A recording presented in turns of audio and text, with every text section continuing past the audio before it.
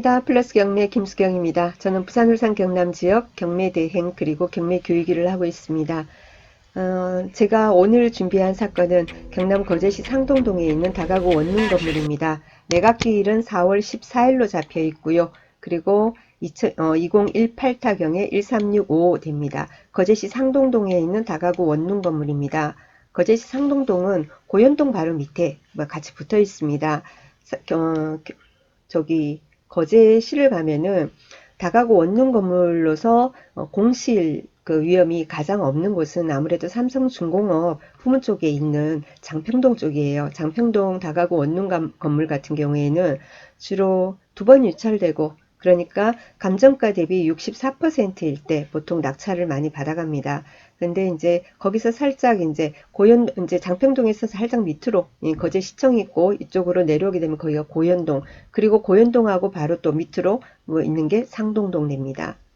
다가구 원룸 건물은 거제시에서는 아무래도 그 삼성중공업이나 아니면은 대우 쪽이나 해가지고 이렇게 그 직장이 가까운 곳, 그쪽에 아무래도 사람들이 많이 선호하죠. 그냥 오토바이 타고 후두둑 후두둑 막 그러고 다니잖아요. 그래서 상동동 같은 경우에는 약간의 거리가 있습니다. 장평동에 자리가 없으면, 그죠? 방이 없으면 고현동 쪽으로 밀릴 것이며, 고현동도 거의 다 차면 그 다음은 상동동 이렇게 되겠죠. 그죠? 근데 사실 실제 거리로 보면은 차로 다니다 보면 별 거리는 아니에요. 그렇게 먼 거리는 아니고, 그래서 여러분이 이제 다가구 원룸 건물에 관심이 많으시면은 건물 자체가 이제 뭐 그 위반 건축물은 아닌지, 그런 것도 다가구 원룸 건물 같은 경우 특히 잘 보셔야 되고, 그리고 도로를 제대로 물고 있는지, 그리고 다가구 원룸 건물 보면은 그 원룸촌 같은 데 보면은 그 토지가 세장형, 그러니까 도로 쪽으로는 이렇게 좁게 붙고 뒤로 이렇게 길게 있는, 그래서 세로로 긴 토지 같은 경우에 옆 건물들이 계속해서 이렇게 들어서게 되면은, 빼곡하게 들어서게 되면 일조가 확보가 안 되는 경우가 상당히 많이 있습니다. 그래서 그런 것도 좀 잘 보시고, 그러면서 좋은 물건을 고르셔서 지금 요즘같이 이럴 때 낙찰받아서 어느 정도 이제 나중에 회복이 되면은 큰 자산이 될 수 있도록 한번 열심히 한번 임장도 해보시고 그렇게 해보시기 바랍니다. 저희 같은 경우에도 이제 아파트 아무래도 제일 많이 하고요. 아파트를 이제 단타 목적으로 제일 많이 하고, 그리고 다가구 원룸 건물 같은 경우에는 몇 년 후를 보고 입지 좋고 건물 자체가 반듯한 거, 토지 반듯한 거, 이런 걸 골라서 낙찰을 열심히 받고 있습니다. 어, 언젠가 몇 달 전에 제가 자랑을 한 적이 있는데요. 저희 교육생이 이제 뭐 건물주가 됐어요 하면서 했는데, 그분이 그 이후에도 계속 낙찰을 받았거든요. 자랑 잠시 하고 지나가겠습니다. 지난 11월 26일 날 거제시 옥포동에서 받은 근린주택, 그죠? 같은 경우에는 감정가 14억이 넘는데 저희가 48.71%, 그래서 6억 8,990만 원 해서 저희가 낙찰을 받았고, 이게 어떤 건물이다 라고 제가 권리분석과 함께 영상 두 번에 나눠서 올려놓은 게 있습니다. 그래서 궁금하시면은, 아, 김쌤은 저런 걸 관점으로 저런 물건을 받는구나 라고 한번 보시면 좋겠고요. 그리고 그 뒤에 또 받았거든요. 2월 11일 날, 2월 11일 날 거제시 능포동에 있는 다가구 원룸 건물입니다. 이것도 토지가 약 89평 좀 넘으니까 상당히 괜찮아요. 그리고 도로도 제대로 물고 있고, 건물 자체가 모든 룸들이 거의 뭐 이렇게 그 일조 조망이 다 확보되고, 건물 자체도 몇 년 안 됐고, 그런데 9억 2,600 얼마인데, 아무도 입찰을 안 했어요. 그래서 저희 단독 입찰로 4억 8,750에 받았습니다. 이것도 자랑하고, 또 하나 자랑하고 갈까요? 이번에는 울산입니다.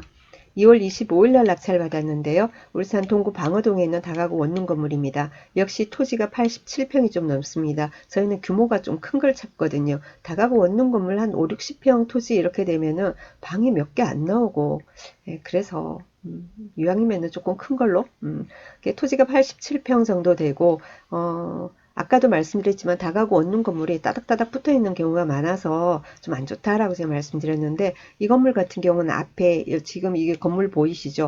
여기 앞에가 여러분들 사건 번호 보고 한번 검색을 해보세요. 앞에 조그만 어린이 공원 같은 소공원이 있어요. 소공원이 있어서 모든 방들이 일조가 확보되는 예, 괜찮은 물건이었습니다.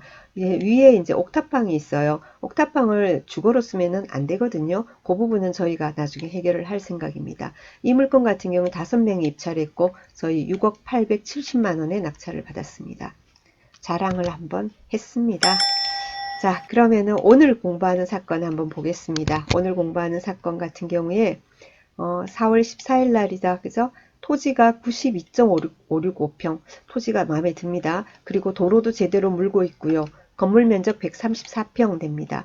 단지 마음에 걸리는 게 건물 전부 토지 지분돼 있으니까 이게 무슨 말인가 하실까봐 그 부분에 대해 설명드리도록 하겠습니다.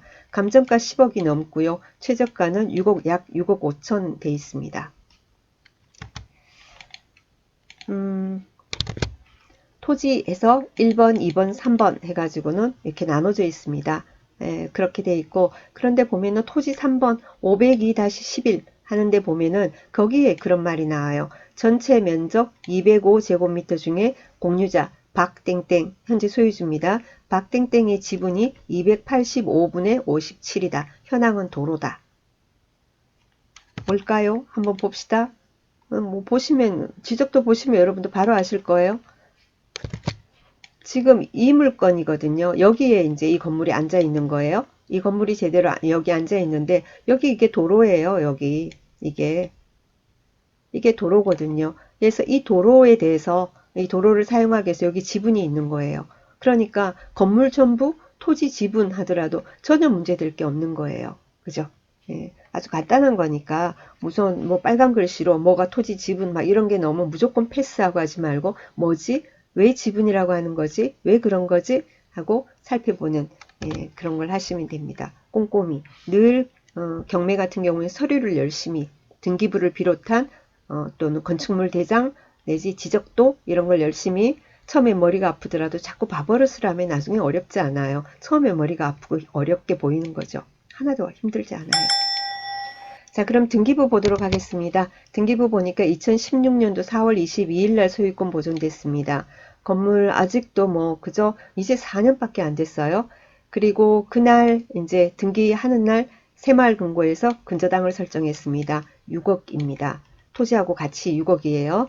그 다음에 전세권, 뭐 임차권, 가압류, 임차권 막 이런 게 들어와 있어요.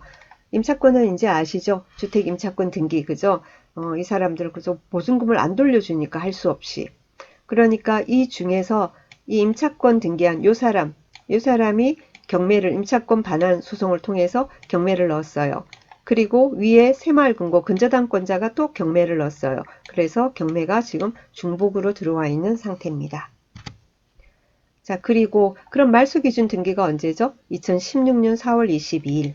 그럼 임차인들 현황 한번 보겠습니다. 임차인 현황 보니까 전입 날짜로 우선 대항력이 있는지 없는지를 봐야 되겠죠. 보니까 2017년 3월 9일, 2016년 4월 27일, 2017년 2월 21일 전부 다 이렇게 봐도 말소기준 등기보다 빨라서 대항력이 있는 사람은 아무도 없습니다. 자, 그러면은 임차인 보증금에 따라서 소액 임차인이면 최우선 변제를 받을 것이며 그게 아니면 확정일자를 가지고 우선 변제를 받을 것이며 그죠? 그러면은 그 사람이 받으면 좋은 거고 서로 못 받는다 하더라도 낙찰자가 인수할 건 없는 겁니다. 그죠? 배당을 일부라도 받는 사람이 있다면 전액 또는 일부를 받는 사람은 우리가 명도 확인서를 줘야지 배당을 받을 수 있으니까 아무래도 명도가 수월할 것이며 보증금을 뭐 하나도 배당을 못 받는 그런 사람이 있다면은 할 수 없이 우리가 이사비라도 얼마 드리고 그리고는 잘 협의를 해서 이사를 내보내고 그렇게 할 수밖에 없는 거죠. 명도에 대해서 이런 다가구 원룸 건물이라든가 이런 거를 제가 영상 올려놓고 보면은 인원수가 무조건 많아 보이니까 뭐냐면 명도 힘들겠어요. 안 되겠어요. 위험해 보여요. 이런 말을 하는데 그렇지가 않아요. 일을 하다 보면은 여러분이 뭐 아파트 한 칸, 빌라 한 칸, 뭐 이런 걸 받았다고 해서 한 명이라고 해서 무조건 쉽고 여러 명이라고 해서 무조건 머리 아프고 힘들고 그렇지는 않아요. 그렇지는 않습니다. 그건 사람의 성향이기 때문에 얼마나 많은 명도를 저도 해봤겠습니까? 어떤 분은 만나면 이사비 달란 말조차도 한마디도 못하고 막 있는 근데 그래서 제가 도리어 마음이 아파가지고 이사비는 얼마를 언제까지 어떻게 드릴게요. 어떻게 집을 비우게 되면은 이런 식으로 했으면 좋겠다 하고 내가 먼저 막 제안을 하는 경우도 있고 어떤 경우는요 터무니없는 소리 많이 해요. 요즘 저희 그 지금 명도 진행 중인 것도 상당히 많이 있거든요. 보면 뭐 터무니없이 뭐 1,500만 원 달라, 2천만 원 달라, 1,000만 원 달라 막 그러고요. 그런 말도 안 되는 거기서 산지 십몇 년 된 집, 십몇 년 전에 자기들 이사 들어오면서 뭐 조금 손봐봤자 얼마 받겠습니까? 근데 30몇 평짜리 이런 아파트 있잖아요. 1,500만 원 달라고 막 우기다가 이제는 집행날짜 임박하니까 집행비용 달라고 자기가 알아보니까 집행하는데 얼마 든다는데 얼마 달라고 그걸 자기한테 달라고. 그래서 화가 나서 그냥 집행하려고 그래요. 그리고 어떤 사람은요, 이번에 이제 낙찰받은 지 우리 한 2주도 채 안 됐거든요. 그래서 연락이 돼가지고 얘기를 하는데 이사비 그냥 300 달라고 그래요. 300 달라고. 그래서 새 아파트고 뭐 아파트도 괜찮은데요. 그래서 그냥 지금 현재 관리비도 안 밀려 있고 하지만 관리비가 안 밀려 있다 하더라도 나중에 뭐 그 나갈 때까지는 어느 정도 또 몇십만 원 정산을 해야 될 거고 그리고 뭐 30평대 같으면은 못 나와도 이사비 한 100만 원 나오잖아요. 그럼 뭐 150대고. 근데 이러지 잔금 내고 나서 이래저래만 신랑이 버리면 또 길어지니까 그래서 일단은 뭐 명도 우리 그 잔금 그 납부 마감일 있잖아요. 그때까지 비우면은 뭐 얼마를 주겠다. 이사비, 관리비 예상되는 그럼 150 정도 잡고 거기에 약간 플러스해서 드리겠다고 네, 그렇게 얘기를 하고 있고 아마 잘 되리라고 생각을 합니다. 천차만별이에요. 그리고 이런 그 다가구 원룸 건물 저희가 이렇게 명도하지 않습니까? 명도하면은 우리 생각에는 뭐 예를 들면은 뭐 7천만 원, 8천만 원, 1억 하나도 못 받고 막 이런 경우 정말 이런 사람 어떻게 명도를 할까 이런 생각이 드는데 의외로 해보면은 본인들도 너무 오랫동안 마음고생하고 알아볼 만큼 다 알아봐가지고 별 저항 없이 그냥 적정 이사비에서 소액의 이사비로 그냥 조용히 끝나는 경우도 상당히 많이 있어요. 너무 걱정하실 필요는 없습니다. 그래서 일단 여러분이 등기부를 볼 때는 이 사람이 대학 내에 있는지 없는지 그거부터 우선 보시고요. 그게 없다 하면은 나머지는 이왕이면 배당을 받았으면 좋겠고 못 받아도 우리하고는 관계없는 거다. 이렇게 심플하게 생각하시기 바랍니다. 아시겠죠? 그렇게 되고요.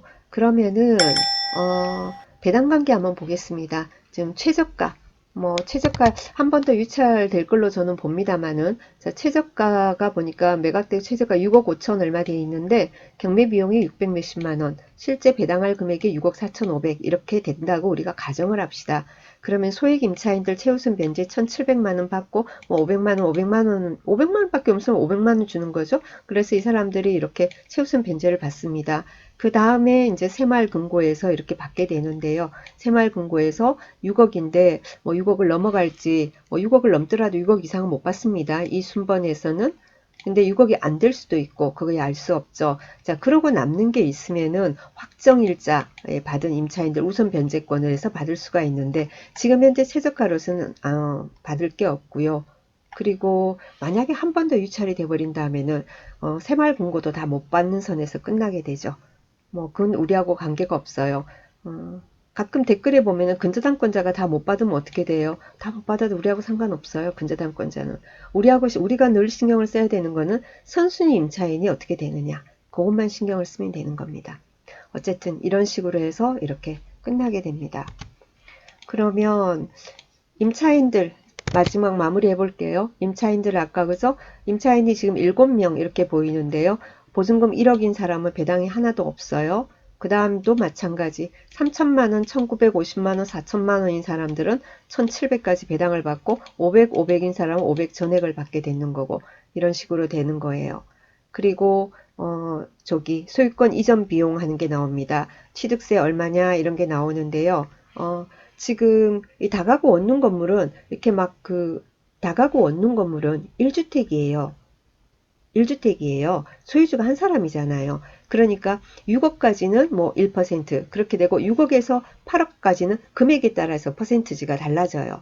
그래서 예를 들면은 아까 우리 그 최저가 그 선에 6억 몇천에 낙찰을 받게 되면은 취득세가 낙찰가에 요번에서는 2020년부터는 뭐냐면은 1.35% 이런 취득세 계산하는 것도 제가 영상 올려놓은 게 있습니다. 궁금하신 분은 한번 참고해 보시고요. 이렇게 해서 소유권 이전 비용에 대해서 세금 부분은 약 1억 1천만 원이 된다 했습니다. 그 다음 국민주택 채권 매입금에 가는 거 있는데 이 부분도 질문이 올라오던데 국민주택 채권은 꼭 사야 되느냐? 예, 사야 됩니다. 사야 되고요. 매입을 하고 뭐 그걸 그대로 가지고 있는 사람도 있지만 대부분은 바로 그날로 할인해서 바로 또 매도를 하게 되죠. 그래서 그 비용 약간이 들어가는 거지 채권을 다 사서 그걸 보유하고 있는 건 아니에요. 그렇게 되고요. 그 다음에 이제 법무사 비용 좀 들어가고 이런 식으로 되겠죠. 대출 관계 문의 많이 하십니다. 다가구 원룸 건물 대출 많이 문의하시고 저도 수시로 한 번씩 언급을 하는데 4, 50%밖에 안 된다는데 반도 안 된 방빼기 하고 나면 못 받는다는데 자꾸만 그렇게 하면서 저 하지 마시고 직접 은행에 문의를 해보세요. 어, 저희는 이렇게 한 건 다가구 원룸 건물 이런 거 낙찰 받지 않습니까? 그러면은 10군데 20군데 문의를 해요. 예, 그렇게 해가지고 그 중에서 좋은 조건을 저희가 찾아내게 됩니다. 그래서 보통은 낙찰가에 저희는 7, 80%, 뭐 이번에는 80% 이상도 지금 나와질 것 같습니다. 어디에요? 하고 묻지 마세요. 여러분도 찾아보시면은 경매 가시면은 법원 앞에 대출 상담사들 많이 있지 않습니까? 명함 쫙 다 받으시고 견적 다 받으십시오. 그렇게 하고 본인께서 직접 은행도 몇 군데는 컨택을 해보시고요. 그렇게 하면은 제가 말씀드린 대로 다가구 원룸 건물 또는 근린주택 이런 것도 낙찰가의 7, 80%더 받을 수도 있다라는 것을 말씀을 드립니다. 그거는 또 그런 것도 있어요. 어떤 조건 같은 게 낙찰 받는 사람 그러니까 차주의 신용이나 어떤 재산 상태, 뭐 소득 뭐에 따라서도 약간은 차이는 있을 수 있습니다. 다가구 원룸 건물에 대해서 개인적으로 전화로 문의가 많이 오는데요. 거제시에서는 지금 좋은 것은 장평동이라고 제가 말씀을 드렸고 그 다음에는 이제 고현동, 뭐 상동동, 저희는 옥포, 능포까지도 봤는데요. 잘 현장 임장을 열심히 하셔야 돼요. 건물을 자세히 잘 보시고 그리고는 뭐 그 월세 얼마 받는지 이런 것은 뭐 직방, 다방 이런 데도 보면은 나와 있지 않습니까? 예, 그런 것도 참고하시고 그런데 이제 경매권 같은 경우에 안에 내부가 원룸 형태인지 투룸 형태인지 쓰리룸 형태인지 모르는 경우가 그죠? 그런 것까지 안 나와 있잖아요. 그런 거는 임장을 가셔서 거기 살고 계신 분들이 협조를 얻는 수밖에 없지 않겠습니까? 그죠? 그리고 그 인근 공인중개사를 돌다 보면은 그 건물에 대해서 알고 있는 공인중개사들 있잖아요. 임대차 이렇게 계약해준 그런 공인중개사들 협조를 받으면 더 자세한 내용을 알 수가 있겠죠. 자, 참고가 되시길 바랍니다. 자, 오늘 여기까지 하겠습니다. 월요일입니다. 활기찬 한 주 시작하시고요. 다음 시간 또 뵙겠습니다. 감사합니다.